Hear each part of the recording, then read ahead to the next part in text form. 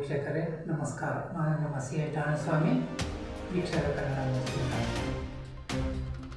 ಇದು ವೀಕ್ಷಕರೇ, ಯಾವುದೇ ಪಕ್ಷ ಸರ್ಕಾರ ಮಾಡಿದರೆ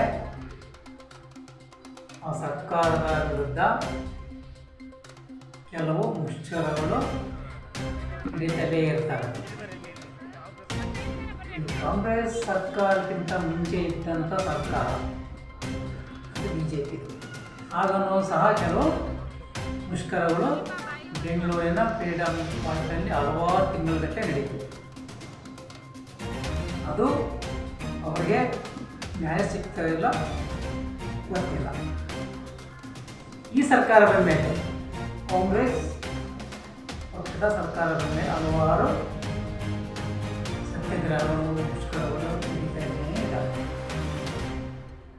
ಈ ಮುಷ್ಕರ ನಡೆಯುವ ಉದ್ದೇಶ ಏನಪ್ಪ ಅಂದರೆ, ನೌಕರರಾಗಿರ್ಬೋದು, ಇತರೆ ಸಾರ್ವಜನಿಕರಾಗಿರ್ಬೋದು, ಸಂಘ ಸಂಸ್ಥೆಗಳಿರ್ಬೋದು, ಅವರಿಗೆ ಆದಂಥ ಅನ್ಯಾಯದ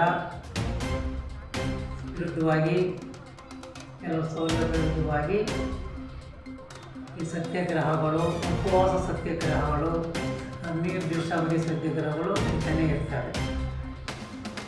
ಇಂತಹ ಸತ್ಯಾಗ್ರಹಗಳಲ್ಲಿ ಒಂದು ಗ್ರಾಮ ಆಡಳಿತಾಧಿಕಾರಿಗಳ ಸತ್ಯಾಗ್ರಹ. ಇವರು ಸುಮಾರು 2024ರಿಂದನೂ ಸಹ ರಾಜ್ಯಾದ್ಯಂತ ಸತ್ಯಾಗ್ರಹ ಮಾಡ್ಕೊಂಡು ಬಂದಿದ್ದಾರೆ. ಇವರಿಗೆ ಕೆಲವು ಸೌಲಭ್ಯಗಳು ಬೇಕು ಅಂತೇಳಿ. ಇವರು ಕೇಳಿರ್ತಕ್ಕಂಥ ಸೌಲಭ್ಯಗಳು ಯಾವುವು ಅಂದರೆ, ಇವರಿಗೆ ಗ್ರಾಮಾಡಳಿತಾಧಿಕಾರಿಗಳಿಗೆ ಕೆಲವು ಕಡೆ ನೋಡಬೇಕು ಇವರ ಪರಿಸ್ಥಿತಿ ಹೇಗಿದೆ ಅಂತೇಳಿ. ಇವರಿಗೆ ಕೂತು ಸಾರ್ವಜನಿಕರ ಅಹವಾಲುಗಳನ್ನು ಕೇಳ್ತಕ್ಕಂಥ ಕೆಲವು ಸೌಕರ್ಯಗಳು ಇಲ್ಲ. ಎಲ್ಲೋ ಕಾಣದಂಥ ಜಾಗದಲ್ಲಿ ಇವರು ಒಂದು ರೂಮ್ ಮಾಡ್ಕೊಂಡಿರ್ತಾರೆ. ಆ ರೂಮ್ಗೆ ಸಾರ್ವಜನಿಕರು ಇವರಿಗೆ ಫೋನ್ ನಂಬರ್ ತಿಳ್ಕೊಂಡು ಅವ್ರ ಹತ್ರ ಹೋಗಿ ಇವರ ಕಷ್ಟ ಸುಖಗಳನ್ನು ಹೇಳ್ಕೊಳ್ತಕ್ಕಂಥ ಪರಿಸ್ಥಿತಿ.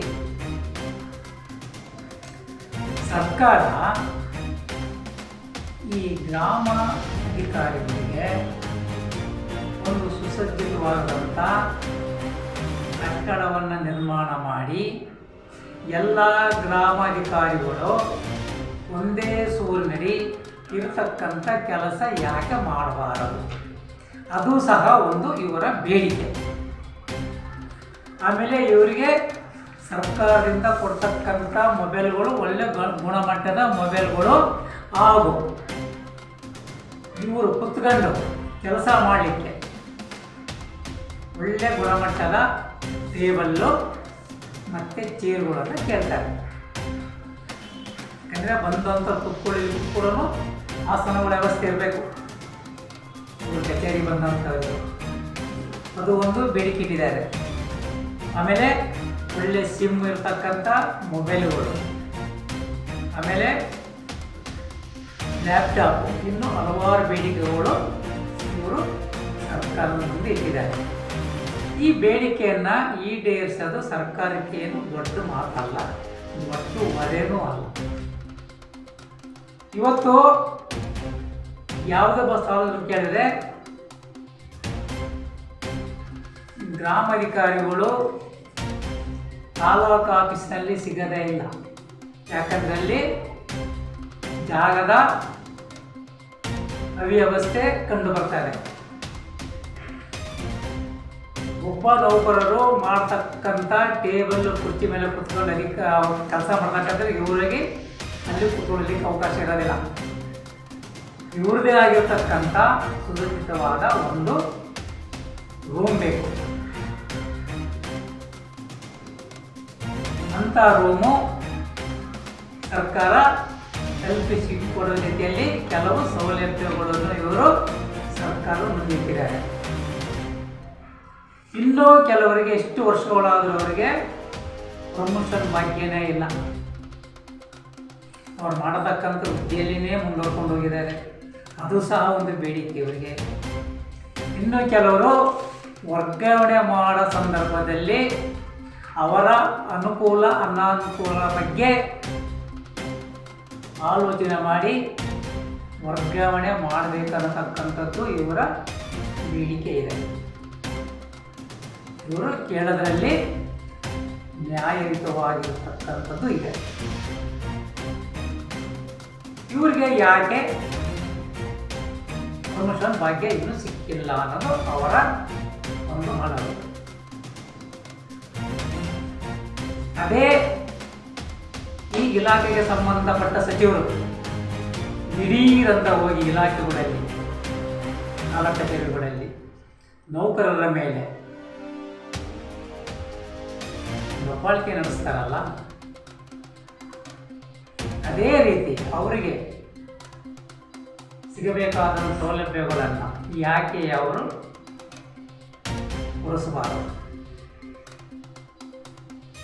ಇವರು ಎಲ್ಲ ಸೌಲಭ್ಯಗಳನ್ನು ಅವರಿಗೆ ಕೊಟ್ಟು ಅವರ ಮೇಲೆ ಇವರು ದಬ್ಬಾಳಿಕೆ ಮಾಡೋದ್ರಲ್ಲಿ ನ್ಯಾಯ ಇದೆ. ನೋಡಿ, ಚಿತ್ರದುರ್ಗದ ತಾಲೂಕು ಕಚೇರಿ ಆವರಣದಲ್ಲಿ ಸುಮಾರು ಅವರು 1 ವಾರದಿಂದ ವಿವಿಧ ಅವಧಿಯಲ್ಲಿ ಅನಿಷ್ಟ ಅವಧಿಯಲ್ಲಿ ಮಾಡ್ತಾ ಕುಂತಿದ್ದಾರೆ. ಅವರ ಬೇಡಿಕೆ ಅತಿ ಶೀಘ್ರದಲ್ಲಿ ಈಡೇರಬೇಕಾಗಿದೆ. ಇದರ ಬಗ್ಗೆ ಮಾನ್ಯ ಕಂದಾಯ ಸಚಿವರು ಗಮನ ಹರಿಸಬೇಕಾಗಿರೋದು ಬಹಳ ಮುಖ್ಯವಾಗಿದೆ. ಈ ಸೌಲಭ್ಯಗಳಿಗೆಲ್ಲ ಇವರು ಹಣ ಹೊಂದಿಸ್ಲಿಕ್ಕೆ ಆಗ್ತಾ ಇಲ್ಲ ಅನ್ನೋದು ಸಹ ಆಲೋಚನೆ ಮಾಡಬೇಕಾಗಿದೆ. ಯಾಕಪ್ಪ ಅಂದರೆ ಇವರು ಚುನಾವಣೆ ಟೈಮಲ್ಲಿ ಜನತೆಗೆ ನೀಡಿರತಕ್ಕಂಥ 5 ಗ್ಯಾರಂಟಿಗಳಿದಾವಲ್ಲ, ಅವು 5 ಗ್ಯಾರಂಟಿಗಳು ಗ್ಯಾರಂಟಿಯಾಗಿ ಅವರಿಗೆ ಸಕಾಲಕ್ಕೆ ತಲುಪ್ತಾ ಇಲ್ಲ. ಆ 5 ಗ್ಯಾರಂಟಿಗಳ ಹಣವನ್ನು ಹೊಂದಿಸಲಿಕ್ಕೆ ಇವರು ಬಹಳ ಆಲೋಚನೆ ಮಾಡ್ತಾ ಇದ್ದಾರೆ. ಇದು ಯಾಗಪ್ಪ ಉತ್ಸವ ಅಂತ ಗೃಹಲಕ್ಷ್ಮಿ, ವಿಧವಾ ವೇತನ, ಅಂಗವಿಕಲ ವೇತನ, ಮೈತ್ರಿ, ಮನಸ್ವಿನಿ ಅಂತ ಬೇಕಾದಷ್ಟಿದ್ದಾವೆ ಮಾಸಾಸನಗಳು. ಅದು ಬಿಟ್ಟು ಈ ಪುಕ್ಕಟೆ ಓಡಾಡೋ ಬಸ್ಗಳಿಗೆ ಅದರ ಜವಾಬ್ದಾರಿ ಇವರದೇ. ಅದರ ಟಿಕೆಟ್ ದರನು ಇವರೇ ಬರೆಸ್ಬೇಕು. ಇನ್ನು ವಿದ್ಯುತ್ ಶಕ್ತಿ ಬಿಲ್ಲು ಇವರೇ ಬರೆಸ್ಬೇಕು. ಇವಕ್ಕೆಲ್ಲ ಗ್ಯಾರಂಟಿಗಳಿಗೆ ಹಣ ಹೊಂದಿಸ್ತಾರೋ, ಈ ನೌಕರರು ಕೇಳ್ತಕ್ಕಂಥ ಸೌಲಭ್ಯಗಳಿಗೆ ಹಣ ಹೊಂದಿಸ್ತಾರೋ ದೇವರೇ ಬಲ್ಲ. ಈ 5 ಗ್ಯಾರಂಟಿಗೆ ಹಣ ಹೊಂದಿಸ್ಲಿಕ್ಕೆ ಆಗಾಗ ಇವರು ಜನತೆ ಮೇಲೆ ಹೊರೆ ಏರ್ತಾ ಇದ್ದಾರೆ. ಬಸ್ಸಿನ ಟಿಕೆಟ್ ದರ ನೋಡಿದರೆ ಇಷ್ಟು ದುಪ್ಪಟ್ಟು ಏರಿಕೆ ಮಾಡಿದ್ದಾರೆ. ಸಾಮಾನ್ಯ ಮನುಷ್ಯ ಬೆಂಗಳೂರಲ್ಲಿ ಏನಾದ್ರು ನಮ್ಮ ಇಲಾಖೆಯಲ್ಲಿ ಕೆಲಸ ಇರ್ತದ್ರೆ ಹೋಗೋದಾದ್ರೆ ಹೀಗೆ ಇವರು ಜನಗಳ ಮೇಲೆ ಬೆಲೆ ಏರಿಕೆಯನ್ನು ಏರೋದಲ್ಲಿನೇ ಕಾಲ ಕಳೀತಾ ಇದ್ದಾರೆ. ಜನಗಳ ಸಮಸ್ಯೆ ಏನು, ಸರ್ಕಾರಿ ನೌಕರರ ಸಮಸ್ಯೆ ಏನು ಅನ್ನೋದ್ರ ಬಗ್ಗೆ ಇವರಿಗೆ ಕಿಂಚಿತ್ತಾದರೂ ಕಾಳಜಿಲ್ಲ ಅಂತ ಹೇಳ್ಬೋದು. ದಿನ ಬೆಳಗ್ಗೆ ಆದರೆ ಹುದ್ದೆಗಳು ಮುಖ್ಯಮಂತ್ರಿ ಯಾರಾಗಬೇಕು, ಅಧ್ಯಕ್ಷರು ಯಾರಾಗಬೇಕು, ಇವರ ಸ್ವಾರ್ಥನೇ ದಿನ ಬೆಳಗ್ಗೆ ಆದರೆ ತುಂಬಿ ತುಳುಕ್ತಾ ಇದೆ ಮಾಧ್ಯಮಗಳಲ್ಲಿ. ಇವರು ಇಂತಹ ಸೌಲಭ್ಯಗಳನ್ನು ನೌಕರರಿಗೆ ನಿಜಕ್ಕೂ ಕೊಡ್ತಾರ? ಇದು ಹೀಗೆ ಮುಂದುವರಿತಾ ಹೋದರೆ ಮುಂದಿನ ಚುನಾವಣೆಯಲ್ಲಿ ಇದು ನಿಜವಾಗಲೂ ಜನರ ಮನಸ್ಸನ್ನು ಗೆಲ್ಲಲಿಕ್ಕೆ ಆಗುತ್ತೆ. ಇವರು ಇಲ್ಲದೇ ಇರೋ ಗ್ಯಾರಂಟಿಗಳನ್ನು ಮಾಡಿ ಈಗ ಅದನ್ನು ಕೊಡೋಂಗಿಲ್ಲ, ನಿಲ್ಲಿಸೋಂಗಿಲ್ಲ, ಆ ಥರ ಮಾಡ್ಕೊಂಡಿದ್ದಾರೆ. ಇನ್ನು ಈ ಅಮಾಯಕ ನೌಕರರುಗಳ ಸೌಲಭ್ಯಗಳನ್ನು ನಿಜಕ್ಕೂ ನೀಡೋಕ್ಕಾಗುತ್ತಾ ಇಲ್ಲ.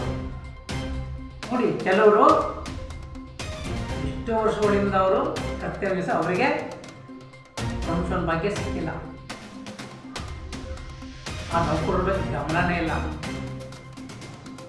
ಅದರಿಂದ ಏನು ಇವತ್ತು ಮುಷ್ಕರ ಮಾಡ್ತಾ ಇದ್ದಾರೆ ಈ ಗ್ರಾಮಾಧಿಕಾರಿಗಳು, ಅವರ ಬೇಡಿಕೆಗಳನ್ನು ಈಡೇರಿಸಬೇಕಾಗಿರೋದು ಸರ್ಕಾರ ಮತ್ತು ಜವಾಬ್ದಾರಿ ಹೊತ್ತಿರತಕ್ಕಂಥ ಕಂದಾಯ ಸಚಿವರು ಈ ಬೇಡಿಕೆಗಳನ್ನು ಈಡೇರಿಸುವತ್ತ ಗಮನ ಹರಿಸಿ. ಯಾಕಂದರೆ ಅವರು ಈ ರೀತಿ ವಾರಗಟ್ಟಲೆ ಮುಷ್ಕರ ಕೂತ್ಕೊಂಡ್ರೆ ಸಾರ್ವಜನಿಕರ ಕೆಲಸಗಳು ಮಾಡೋರು ಯಾರು? ಜನ ಬರೋದು ವಾಪಸ್ ಹೋಗೋದು ಆಗೋಗ್ಬಿಟ್ಟಿದೆ.